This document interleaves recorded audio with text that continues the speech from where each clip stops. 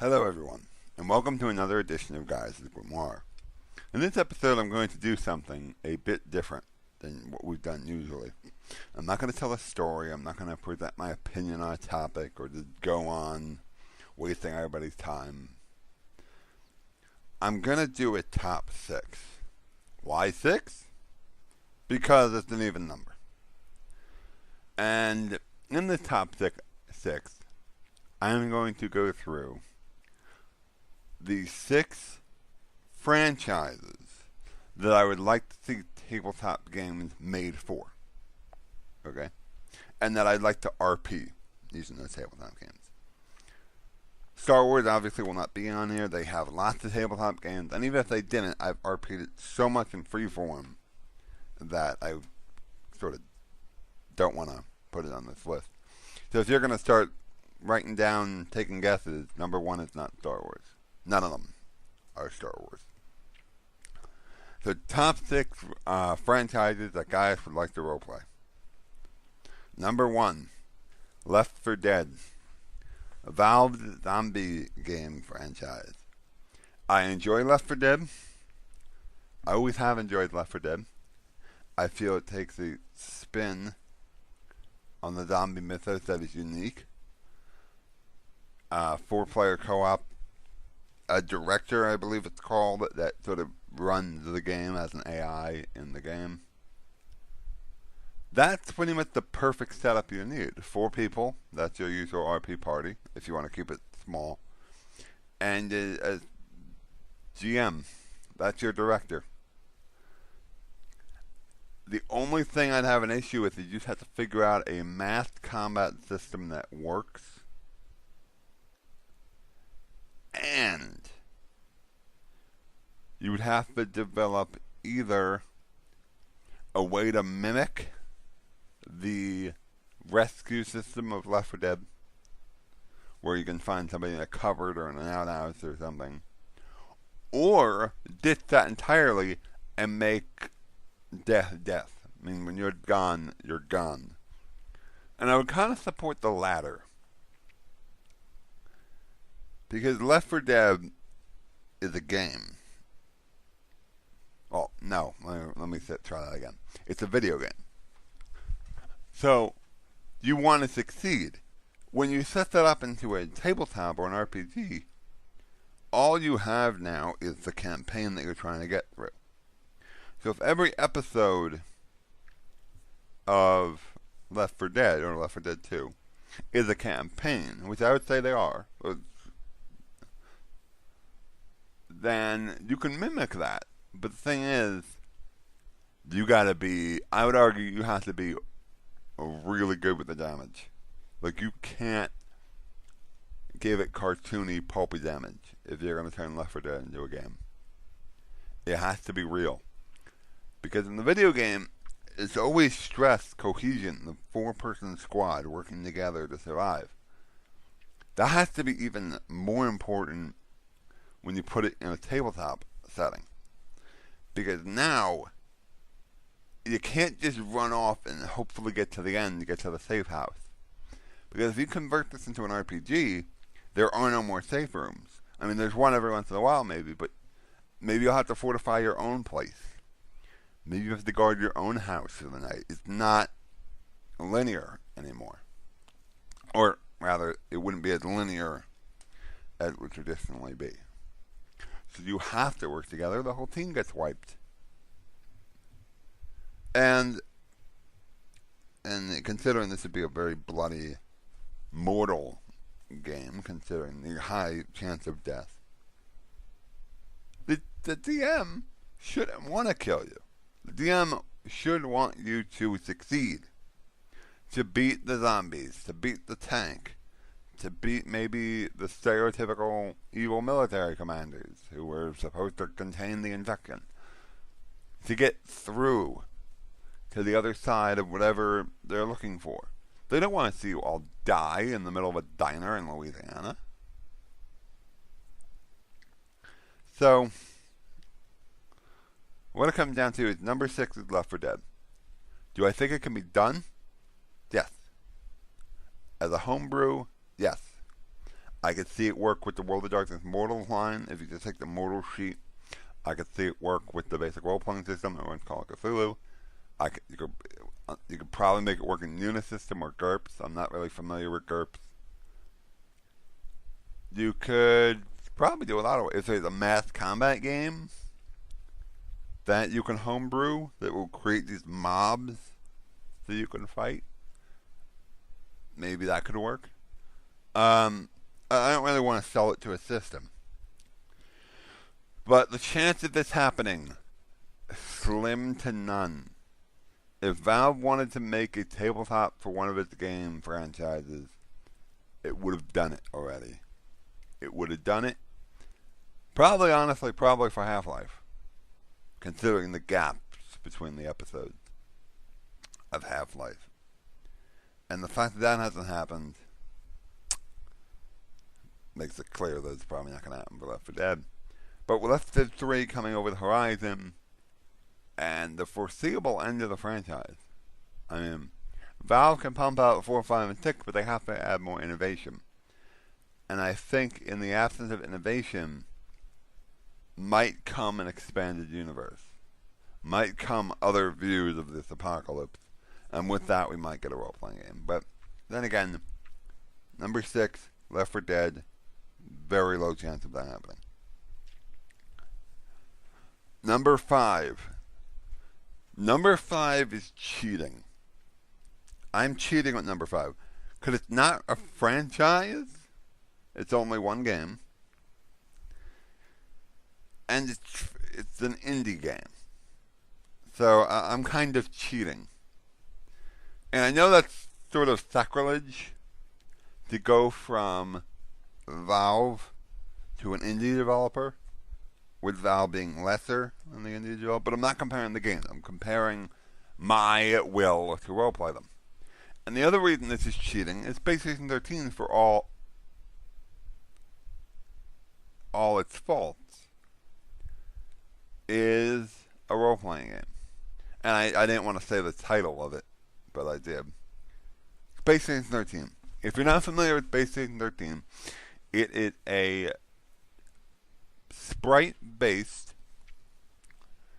space game. It's like a science fiction space opera set on a space station, number 13, I assume, that gives you this Deep Space Nine, Babylon 5 sort of view, but the tongue is right in the cheek.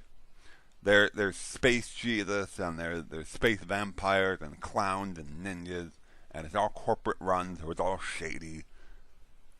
But it's really good. If you can roleplay it well, it works really well. Also, if you fuck around too, if your guy just turned out to be a lunatic, that also works out really well. But I don't know who owns it. I don't know if it's. I don't know how the Beyond client works with the games you can create. I don't know if it's the property of whoever owns Beyond, or if it's the property of the creator. And therefore, just to get this out of the way, the chance of this happening is nil. Like, even less than Left 4 Dead. But I would want to roleplay a Space Station 13 game. Like a tabletop. And I wouldn't homebrew it. That's not true. I jumbled my words. If I homebrewed it, I would keep it at my table. Or the online equivalent to the table that I'd be having. I wouldn't put it out there for a lot of people to use. Nor would I let anyone play it unless I'm running it. Or unless I'm a part of it. And that sounds narcissistic or arrogant. Or selfish. But I don't know who owns this. I mean, this is somebody else's child. This is somebody else's creation. And I want to play in its world, following its rules. But I'm not going to give people an alternative to playing the game. Like, if I wanted to play it as a tabletop, it's because there's aspects that I can't, because I want to put a wider story into it. Not aspects, I don't know why I said aspects. But I want to put a longer campaign. Like, let's say it's the security officer, the head of personnel, the captain, and the janitor are the only ones that have survived an attack by space vampires. Now that they have survived the attack by space vampires, they have to deal with this situation. And in Space Station 13, whenever something goes wrong, the security guys are supposed to either kill it or capture it or whatever. And everyone else is basically supposed to hide. Unless authorized to help or helping illegally. If things go to hell to the point where the situation is not salvageable, the captain and the appropriate crewmen basically plug in their little launch keys and they can leave. They can call a shuttle and leave to another station. But in this case, you can't just do that for whatever reason. And the entire campaign is this Aliens-esque fight against space vampires. I compare it to Dead Space, but Dead Space, not so much. But it's this really weird, but it's all tongue-in-cheek. So if I imagine like space vampires have basically taken over the place, and they're looking for you, and you're killing them. And it's revealed that the janitor was the corporate traitor the whole time, but he just wants to escape now. He couldn't give two shits about betraying the corporation. So even though he's a traitor, he's still your friend now. And he's using his little traitor assets, because in the game, the traitor had access to like terrorist weapons and stuff that nobody else gets, which gives them a little perk when blowing stuff up and killing people. And it becomes clear that he can now use his little terrorist network to immediately aid the cause at hand. And then, while the seriousness of not being killed by space vampires, you see that the clown might have been turned into a vampire. Or the corgi that was inside the head of personnel's office was turned into a vampire. And it's this really funny scene where you have to figure out how to deal with a vampire corgi. Maybe because everybody loves the corgi, that maybe you want to find a way to cure the vampirism. And so you're trying to sneak into the science labs. And it's, they realize there's a bunch of doctors, the geneticists that lock themselves in the genetics lab. And they're holding out with the few pointy, sharpened sticks they were able to steal before the vampires invaded the science areas. Maybe you decide, hey, maybe we can cure vampirism, and then you do that rather than just immediately escape. There's lots of different ways you could do this. And because Space Station 13 provides maps, pixelated maps, of course, it's an indie game, of every space station for the most part that they give you, you can set this on any station you want, and you have the layout if you want to homebrew it. But again, this is their property, either Beyond or whoever made Space Station 13. If you want to homebrew it into a dice system, by all means, like nobody can stop you. Just, I hope you would use the same sort of discretion I would. Leave it at your table. And, this is just something I'd like to see expanded on in a roleplay setting. There's nothing wrong with the game. I don't want to make it seem like I'm trying to fix the game or improve the game by making it a tabletop. I'm not. The game is exceptional. Considering it's smack between two other video game franchises on my list, the next one is also a video game franchise, shows that I think this thing's a universe worth playing around in. And that is important for role-playing. A universe. There has to be a universe. And rarely does an indie game, let alone a free indie game, provide you with enough fodder, enough story details to give you a universe. To have dozens of people on a server in this game role-playing their roles. The redundant statement now, wasn't it? It would be playing their role, not role-playing their roles. But, again, the likelihood of this happening, even less than Left 4 Dead. But, and I'm not even going to say how I'd homebrew it. I'm not even going to do that. Because that would facilitate people to copy my way of doing things. But download the Beyond client, make an account, get on Space 13, and play.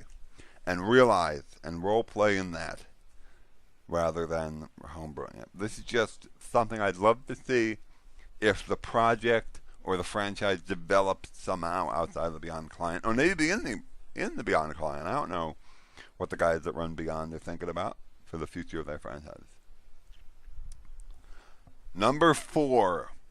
Number 4 was hard because I sort of had everything else laid out. And the next 3 franchises are really nostalgic to me. So this is the last of the most recent additions. Fallout. And again, right off the bat, someone was planning a tabletop for Fallout. I think it was Bethesda. Came in, cease and desist. That died.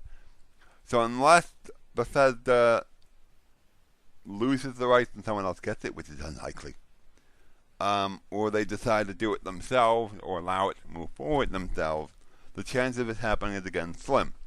So it comes down to homebrewing it again.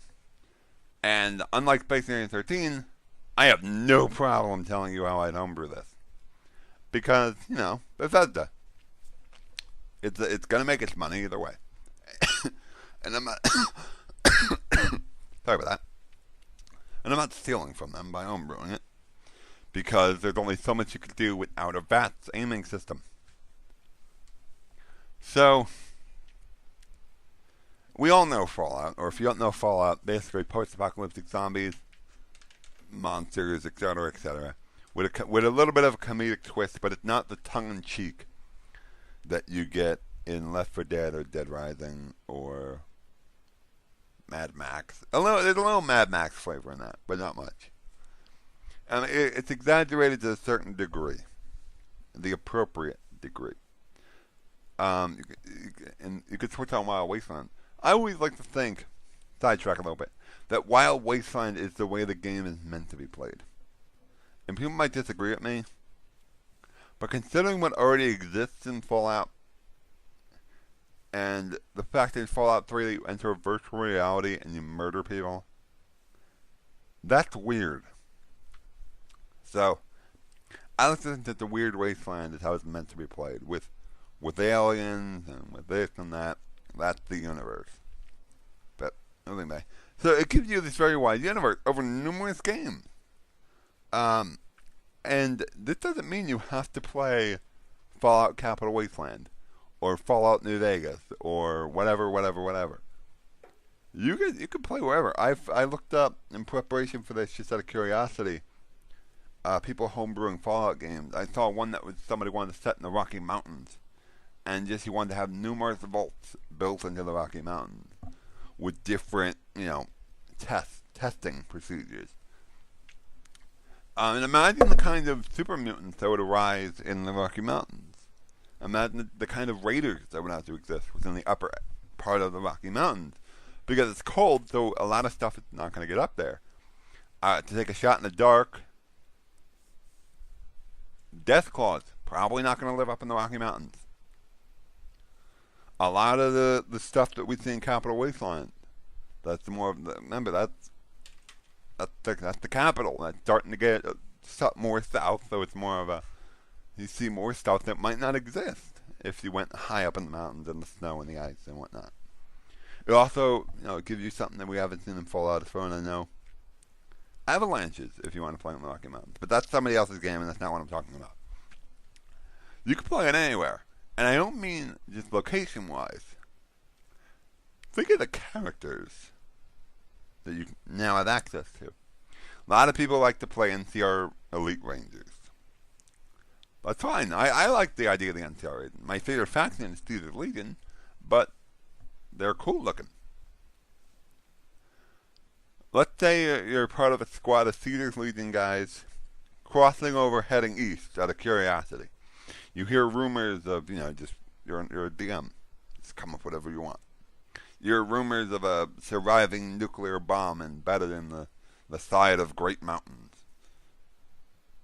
Or embedded in a whatever. I said east, but no, they're walking, embedded in great mountains. And you head there, and it turns out the NCR have also heard through defectors of Caesar's Legion and local civilians that were listening in, or maybe an escaped slave, that they know that the Caesar's Legion force is looking for this great bomb, and they decide, no, we're going to go. And then at the same time, maybe another character from more east is heading that direction by chance, and maybe they're part of a merchant convoy or a mercenary company, or maybe they're regulators. And then maybe one player wants to play, what are they called? Mr. Gutsy, the little circular hovering robots with the arms and the blades and whatnot. Yeah, you could play those. I mean, they're AI, but for all intents and purposes, they're a race. If you wanted to play in Fallout, no different than droids in Star Wars. But now you sort of have this ad hoc party, and unless it's something happens, an avalanche. I keep going back to the Rockies. I know I shouldn't do this, but it's just so convenient. Avalanche wipes out a lot of people. Next thing you know, the Caesar Legion guys, and the NCR guys together, along with the Mr. Gutsy and the caravan of merchants, and maybe there's only one or two survivors. And now these guys have to escape the snow raiders or whatever that's coming down after them. Now you get your paladin let's just use necromancer. I think we get your paladin necromancer sort of good and evil alignment locking up each other. And I shouldn't say the NCR is good because they're not, but that kind of, there's no way under any circumstance would a Legion Airy and an NCR Ranger work together. And maybe you should police that a little bit, but you know what? When you're going to freeze to death, the Kaiser doesn't really tell you about the snow very much. And you can sort of make it work, and maybe you decide, hey, the Mr. Gutsy has, a flamethrower. Why don't we gut it? And now the Mr. Gutsy has to defend itself. Because remember, in terms of team priority, if you want to play a robot or a droid, unless you're playing Star Trek and you're Commander Data, your chances of being seen as an equal species in a game are low. And they'll loot you for spare parts and weapons, if need be. But Fallout, there's a lot of different ways you could do it. Even if you're a fan of the older games. Again, it's a lot like Shadowrun. It gives you a universe to play around with. And it's a nice universe. And there's like aliens and mutants and underground vaults and ghouls and this and that and the other. You could play an entire campaign of Fallout as an alien hunter. As alien hunters. Because imagine this, just another scenario getting away from the Rocky Mountains. I'm going to stick with New Vegas. Because I can. The New California Republic. Actually, I shouldn't say stick with New Vegas because New California Republic is seen in other Fallout games. But whatever. The New California Republic has finally realized that there is aliens touching down and doing things. Mothership Data style. And they have decided they're not going to have it anymore. So they send a team of NCR Elite Rangers, disguised mostly as civilians, so they don't cause alarm, out to find and kill as any aliens they can, along with neutralizing any possible abominations they've created along the way.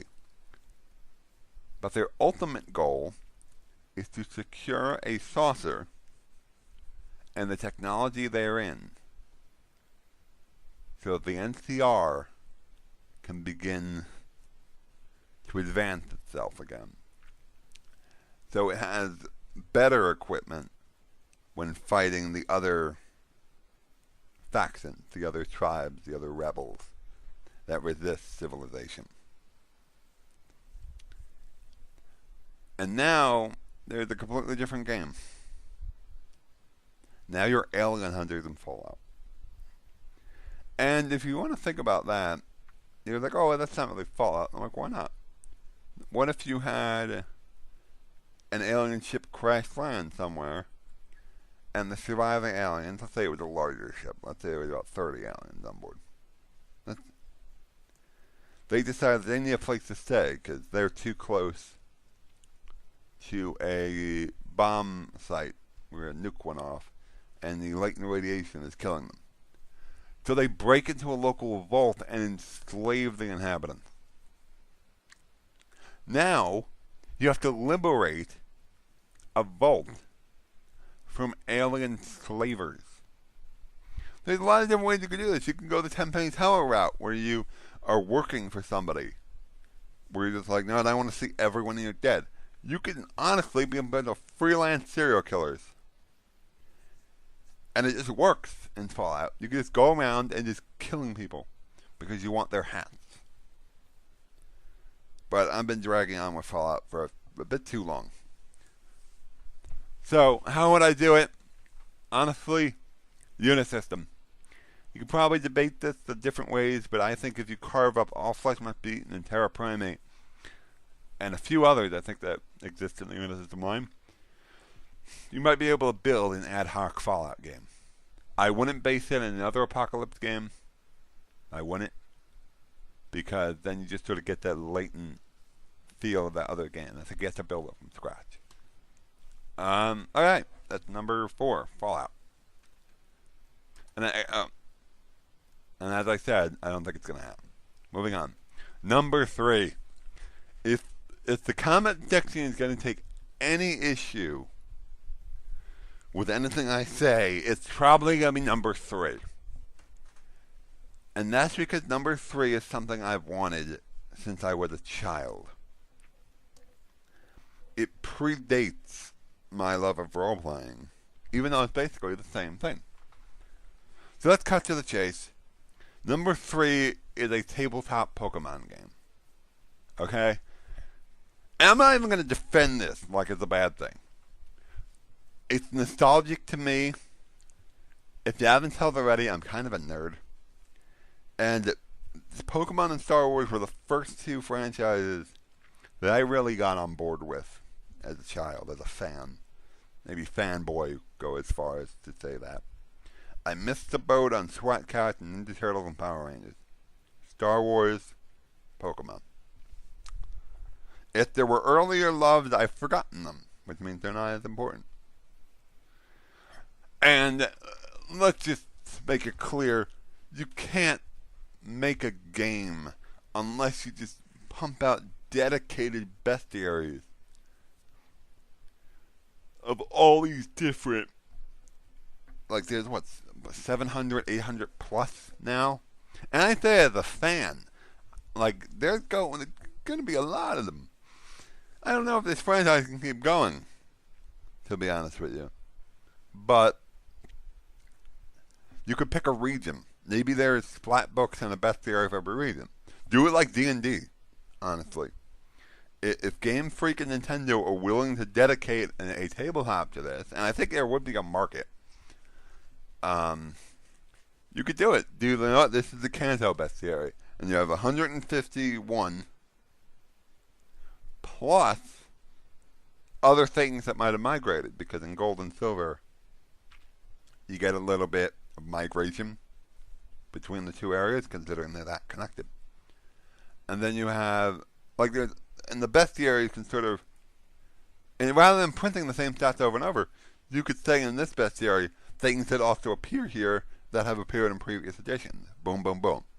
Then they say, oh, but now they have to look that up. I'm like, well, yeah, if you want to be a Pokemon master, I guess you have to buy all the bestiaries.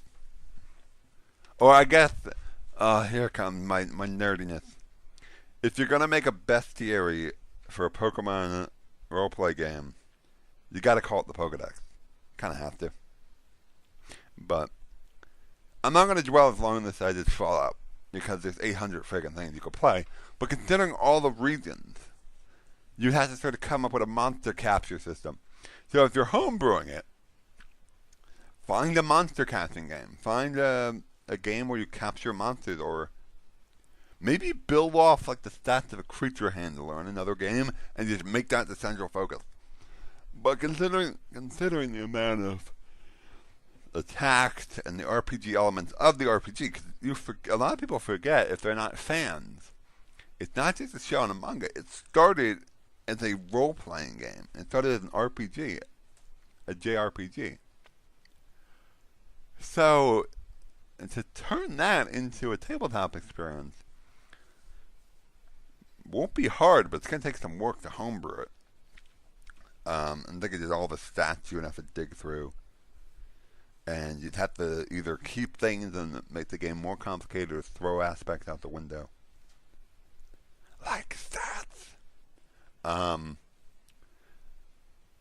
But you would also have to decide when this is set. Are they brand new? Will they just get their starters and they're going out? Or have they been doing this for a while? Or are they not children? Or are they a crime syndicate? Or are they trying to stop a crime syndicate? But if you're fans of the franchise like I am,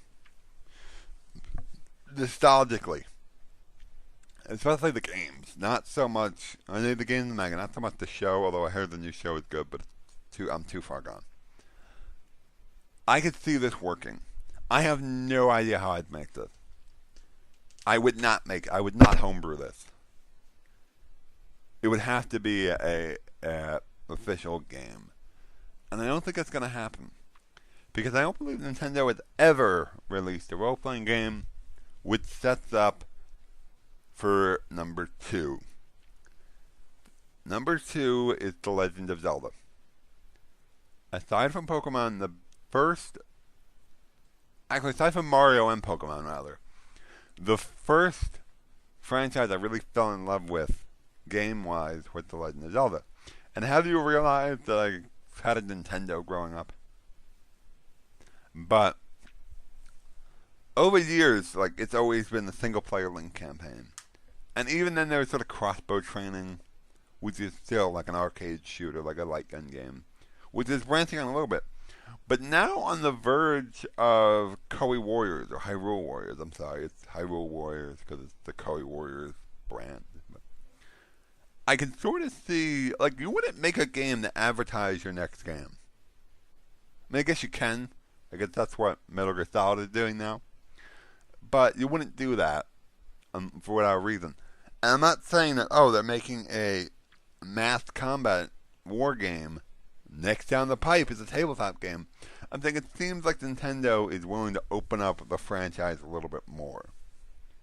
And, like, who was expecting Koei to take on a Legend of Zelda game? But, and I'm not saying you play as Link, okay? You don't play as the main character in the role-playing game, if you do it right. Okay, you're not playing the courier or the Vault Dweller in Fallout. You're not Zoe and Bill in Left 4 Dead. Okay? You gotta play your own characters. If you're, like, I was never a fan of creating canon characters and letting people play them. Because, honestly, people that love franchises have opinions of characters. They do. And those opinions leak in. Like, you could love Eddard Stark, Game of Thrones. Love him. You play him, you know he's gonna die. So you make different decisions, and now the whole thing sort of snowballs. So you can't do that, because it breaks continuity and it messes with the universe. So The Legend of Zelda, you're not playing Link, you're not playing Zelda, you're not playing Ganondorf. You can play just settlers, people that live in Hyrule. Or people from other lands in the Hyrule universe. Not Mario. Although I believe that theory is completely valid that they exist on the same planet, we're not crossing that streams here. You can play knights, Hylian soldiers. You can play an evil campaign where you play servants of Ganondorf, Gerudo, cultists. Do you want to add sort of a weird cult view in Legend of Zelda? You can. Maybe you're another group of warriors that, in the absence of a hero of time, had decided that you're going to try to wipe evil out of the land. Stuff like that. Not much I could say for this. Again, I mean, it's number 2. But if you're a fan of Legend of Zelda, you can sort of see what you could play in that universe. And the problem is every game, for the most part, thanks to the timeline and what people assume, is a different era. It's similar across the board, except like Wind Waker, where you get like steampunk technology.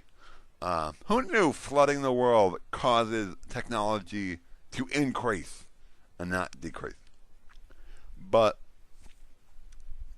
because it's a different era, you rarely get a feel for the entire world in the era.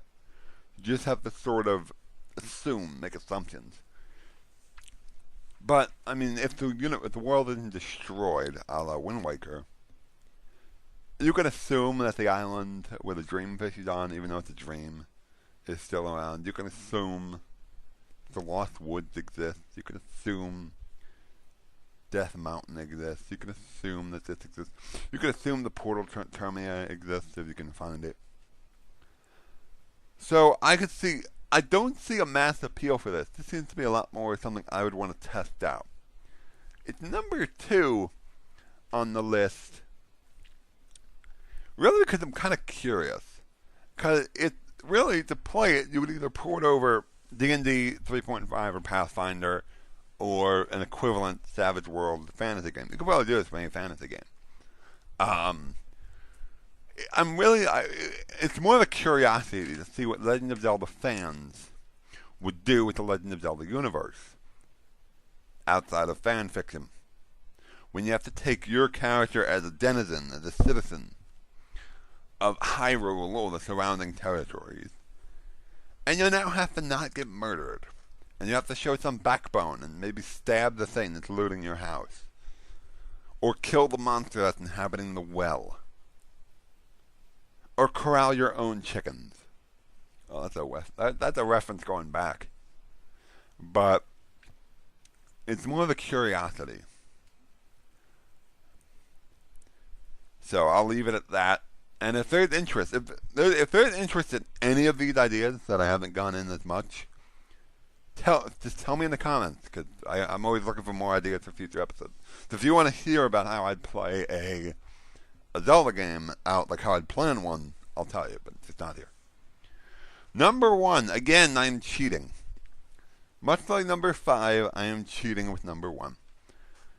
Because it's not a franchise in terms of a video game. Actually, they've all been video games. I just realized that. They've all been video games.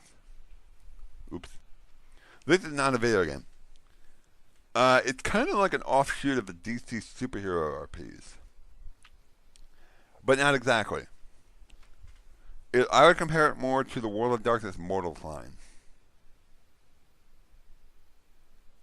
As Kurt Wiegel called it for them, not the new World of Darkness. Where you're just people dealing with shit you can't usually deal with. Not in the Call of Cthulhu sense, where you go mad and shit yourself and get ripped in half. But, although all three of those could happen here. It's something I would call Gotham City. Because I am a Batman fan. Batman is my favorite superhero. And just because I said that, I can already feel it in the comments. Batman's not a superhero. He's a vigilante. He's a superhero. If you're part of a group called the Justice League that inhabits Superman, Green Lantern, Aquaman, Wonder Woman, etc., you're a superhero. Now, why is it called Gotham City and not Batman? Because you're not playing as Batman. You're not playing as Batman. You're not playing as Nightwing. You're not playing as Oracle or Batgirl or Robin or Jason Todd or Red Robin or Commissioner Gordon, and the list goes on and on. But these characters exist. What do you mean? You are either A, private detectives in Gotham City, or maybe from another city who have come over to Gotham City, or B, officers of the Gotham Police Department, or C, you'll come up with something. You're like, I want to be from Bloodhaven. You could be from Bloodhaven. I want to be from Coast City. Go. I want to be from Star City. Go. I want to be from Gorilla City. No. You're not allowed to be a sentient gorilla from Africa. Or Kryptonian. This is a street level game in terms of your characters. None of you have superpowers. And I would playlists as they're pretty much cops or private investigators who are playing catch up most of the time. You're dealing with the stuff that happened in your city. You're dealing with the criminals that Batman leaves behind. You're dealing with busting drug dens. You're dealing with, like, you can start off small. It's very Shadowrun-y. Again, I mentioned Shadowrun again. It is kind of like Shadowrun. But you're not criminals. You're more like the police hunting the criminals who are far better equipped than you that you are. Theoretically, I mean, you could play it so if you know the DC universe. And I think we should have people that know the DC universe and not people that are just familiar with Nolan Batman. At least be familiar with, like, Batman, the animated series, and Justice League, the animated series, and stuff like that. Not necessarily the comics, because if you're familiar with the show, when you throw out something from the comics, like, oh, there's this, okay, I can see how that can happen. Not just be familiar with the Nolan verse or the Nolan Batman, because that's not what I want to play. The idea is that you're dealing with criminals and psychopaths and supervillains who, in many cases, are not in your weight class. That you are weaker than them, intellectually weaker than them, physically weaker than them in terms of their abilities. You're weaker than them, and sometimes guns don't even work. Guns won't work on Clayface. Traditional guns. To an extent, I do believe in certain adaptations, Killer Croc is borderline bulletproof. Guns might not even work on some of the more armored threats. Alright, if you want to look at Hush might wear body armor. If you want to look at the most of the upcoming Arkham game, Arkham Knight I'm sure wears body armor. What's the guy from Batman Inc.? Was it Nobody? Nobody wears body armor. Like, a lot of these characters who aren't superhuman in the DC universe and comics in general have their armor that protects them. But you would really be playing cops in a city that wants to murder you in every aspect. And I make it a very mortal game, almost like I described how I played Left 4 Dead. Like, you don't get character shield powers. Okay? You're not Batman either. Like, you're not as physically fit as Batman. You're not as good of a fighter as Batman. Because if you were, you'd be Batman. And I feel like I'm just, like, jerking off to Batman, which I'm not. The idea is you are playing a world, like, it's very World of Darkness-y, I describe it, because you're playing a world that you're not capable of surviving in, but you have to, because not only is it your job, it's your duty as an officer of the law. If you're a private investigator, it's money, okay? But let's go. I want to go back to Killer Croc because I feel like I'm just dancing around the issue of the stuff you can do. And of course, you could deal with, like, poison ivy, like manipulating your mind if you're male or something like that. But here's the thing: if you know anything about Killer Croc from the Arkham games, or anything else for that matter, I pose you this. I want to know if you all remember the snow cabin level from the original Crackdown before it went all ancient mythical cult on us. We all remember that level. Even if we have, just if you have a glancing familiarity with the game, do you know of the Crackdown bear level? Not Crackdown. Condemned. I'm sorry if I said Crackdown originally, I meant Condemned. I don't know why I said that. Condemned. You remember the Condemned bear level with this freaking, what is it, grizzly bear? Bursting through walls and snarling and chasing after you, and it's coming from below and from the sides and it just wants to eat you for whatever reason. Killer Croc can be played a lot of the same way. In the sewer, especially. But here's the thing: to play this, you are in the shadow of the vigilantes, and by extension, you are in the shadow of the Justice League and Argus and the Suicide Squad and all these things. But you defend the turf that you can defend. And if you really want to delve into it, play around the universe, you could suggest things if you know DC Comics. Like if you're like Commissioner Gordon can appear, especially if you're part of the police department. Say, look, we don't have the capacity to deal with this X, Y, and Z. But is there anything we could do? And then maybe the DM goes, maybe I should give them more firepower. And then the idea of, oh yes, Star Labs is producing this. Or this is producing that. Or I heard of this. Maybe you should go to this. And as the story expands, maybe like, oh, we're sending you to Coast City to look into a possible connection between the Black Mask and this guy. So it sort of goes on. But you need a dedicated team. Like, you need fans. You can't just drag people in and tell them, we're going to play Gotham City today. And then they groan, and then next thing you know, everyone just wants to be Batman. But, again, much like the last three, the Pokemon, Legend of Zelda, and Gotham City are really my nostalgic games that I want to play. The first three are games I'd like to see. I'd like to see these as well, but, of course. But number one, Gotham City, is it plausible? I'd say yeah. I'd say it is. Considering DC has already released games a while back. Possible. I mean, I don't think they'll do it, in all honesty. But it's a neat idea to me that they do something like this. But if they did, you'd have to create a Mortals game. No, I keep saying a Mortals game because it's almost like Batman and the superheroes are the vampires of the World of Darkness world, and you're just a lowly mortal. But it's kind of true. The idea of you're just playing Joe police officer, and Batman swings and beats up all the drug dealers and then runs away, and then you just clean up. That could be a lot of the game if a DM doesn't know about the universe. He's like, oh, you're a cop. Do cop things. Rather than the Renee Montoya or the other police officers of the DC universe who really can do more.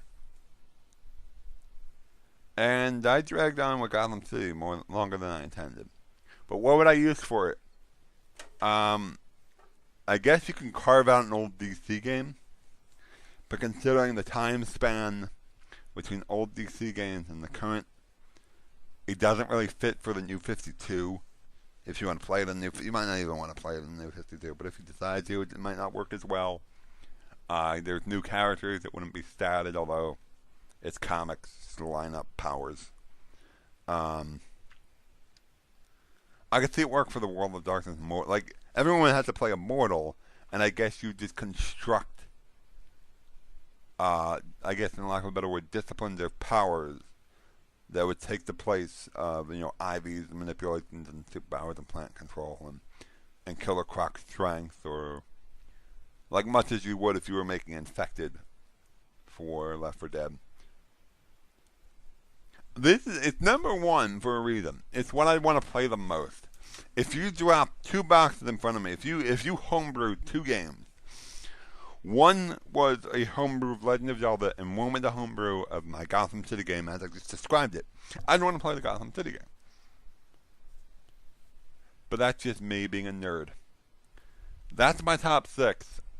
I might do more top sixes down the line. I might dabble in some of these a little bit more.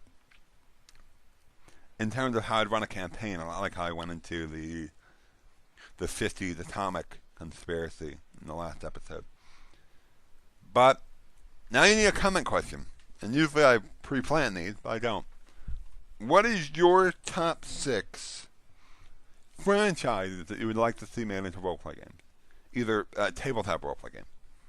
Either if you need to homebrew it, or if it comes out, what would you like to play? But they have to be franchises that have never previously been made into tabletop games.